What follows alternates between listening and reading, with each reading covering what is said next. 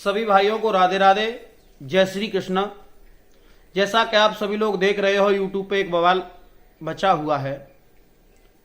कोई राम को काल्पनिक कह रहा है तो राम को कोई बेईमान बता रहा है। सबसे पहले हम एक बात कह देना चाहते हैं, what is not of Ram is of no use to us. जो राम का नहीं वो हमारे किसी काम का नहीं। और रही बात सनातन प्रेमियों की, तो मैं अपने सभी भाइयों से, सभी शास्त्रियों से एक बात कह देना चाहता हूं कि देखो, राम को पहचानना एक इतनी छोटी बात नहीं है। राम को वही पहचान पाएगा जिसके ऊपर राम की कृपा होगी। इन राक्षसों के बस की बात नहीं है राम को पहचानना। एक बात और कह दूं, उत्तराखंड में एक बार गरुड़ जी को शंका हो गई थी राम के ऊपर। तो गरुड़ जी संतों के पास में गए थे, तो संतों ने ये कहा था कि जाओ गरुड़ तुम खग के पास, खग जाने खगई की भाषा। गरुड़ जी ने ये कहा था कि ये कैसे राम है, ये दुनिया का बंधन काटते हैं, लेकिन जब ये लंका में नाग फांस में फंस गए तब मैंने इनका बंधन काटा था। और तब ये गरुड़ जी कागभूषण के पास में गए थे, तो कागभूषण ने एक बात कही थी। कागभूषण ने यह कहा कि गरुड़ जी तुम्हें माया दबा रही है। इस माया ने एक बार मुझे भी दबाया था। लेकिन उत्तराखंड में वहीं पर तुलसीदास एक बहुत अच्छी चौपाई लिखते हैं, राम कृपा बिन सुन खगराई। देखो, एक पक्षी दूसरे पक्षी को समझा रहा है, तुम तो मनुष्य हो, शर्म आनी चाहिए तुम्हें। राम कृपा बिन सुन खगराई, जानी न जाए राम प्रभुताई। बिना प्रभु की, राम की कृपा के, राम के बारे में तुम कुछ नहीं जान पाओगे। निज अनुभव में कहूं खगेसा, बिन हरि भजन न मिटे कलेसा।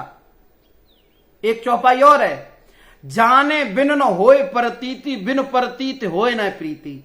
यानी जब तक राम को तुम जानोगे नहीं, और जान जब तक नहीं सकते जब तक राम की कृपा नहीं होगी तुम्हारे ऊपर। जब राम की कृपा हो जाएगी तब तुम राम को पहचान लोगे, तब राम के ऊपर तुम्हें विश्वास होगा। जाने बिन न होए प्रतीति, बिन प्रतीत होए न प्रीति। जब तक तुम्हें विश्वास नहीं होगा और तब तक प्रभु राम के ऊपर तुम्हें प्यार नहीं होगा। लेकिन बड़ी ही एक शर्म की बात है, भारत देश से बाहर निकल करके चलो जो राम के ऊपर विश्वास नहीं मानते हैं।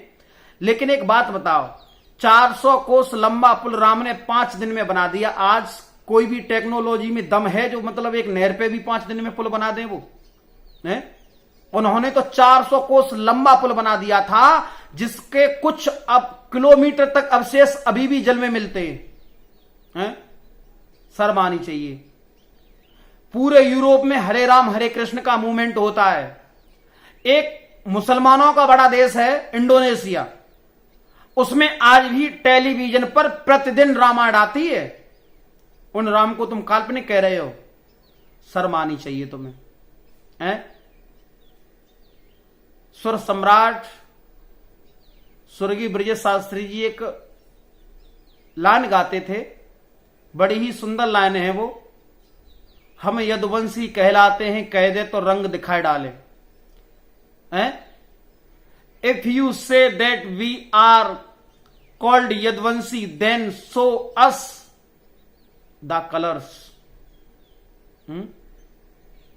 शेर जितना ज्यादा सुकड़ता है उतनी लंबी दाढ़ मारता है, इस बात का ध्यान रखना। हम लोग बोल नहीं रहे, इसका मतलब ये नहीं है कि तुम मतलब बोलते चले जाओगे। राम के प्रति एक भी शब्द उल्टा सीधा किसी ने कह दिया तो उसकी जबान खींच ली जाएगी।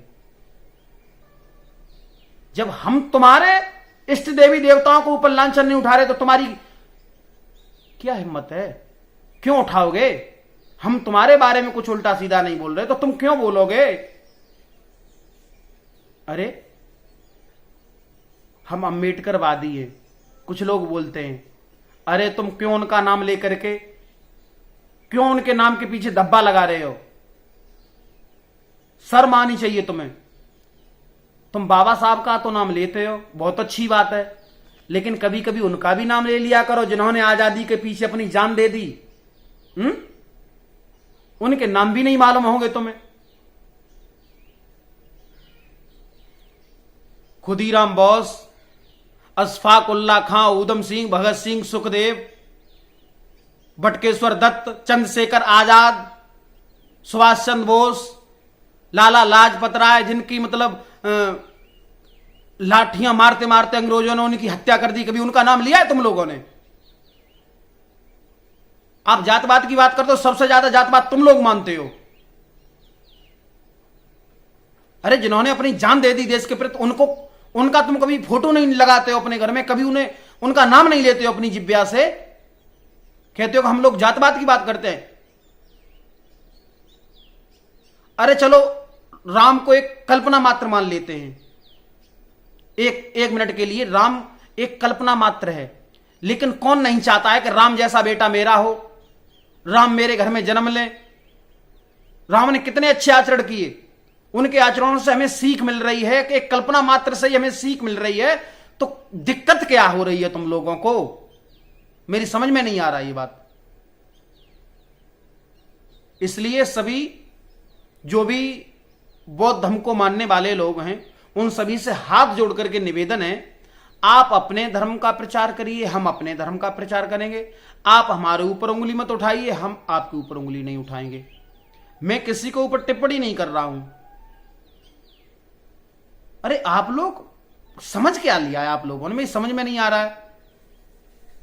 आपकी कोई मतलब किसी से व्यक्तिगत लड़ाई हो, उससे खूब लड़िए, लेकिन उसमें बीच में हमारे देवी देवताओं को क्यों लेके आते हो? सभी भाइयों को इन शब्दों के साथ में राधे राधे, जय श्री कृष्णा। आगे देखते हैं। इन्हीं शब्दों के साथ मैं तो ये कहूंगा, इस चीज को यहीं पे बंद कर दो।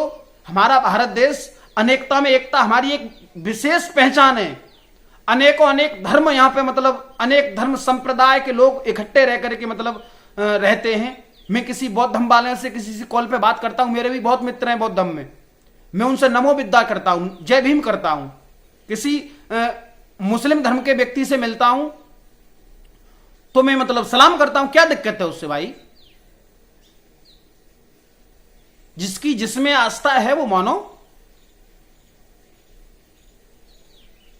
इन्हीं शब्दों के साथ मुझे आशा है इस चीज को, इस गृह युद्ध को यहीं पे विराम कर दो। इससे मतलब थोड़ी छोटे छोटे शब्दों से हम तुम लोगों में आपस में विवाद बढ़ता जाएगा, आपस में मतलब दूरियां बनती जाएगी। तुम और हम कोई गैर नहीं है। चलो कोई बात नहीं है, कुछ कह दिया होगा मतलब श्यामी शास्त्री जी कोई गैर नहीं है, वो भी मतलब हमारा बच्चा है, हमारा भाई है। आपने भी कुछ उल्टा सीधा बोला, उसने भी कुछ बोल दिया, कोई बात नहीं है। जो भी है उस चीज को यहीं पे विराम करें और आगे अपना अपना मतलब आगे अपनी अपनी जो भी है धर्म का प्रचार कर रहे हो करो, अच्छे से करो। ऊंचाइयों को छीओ, इन चीजों में उलझ जाओगे, यहीं पे रह जाओगे। सब लोग आगे बढ़ रहे हैं, तुम भी बढ़ो। इन्हीं शब्दों के साथ राधे राधे, जय श्री राम, जय श्री कृष्ण।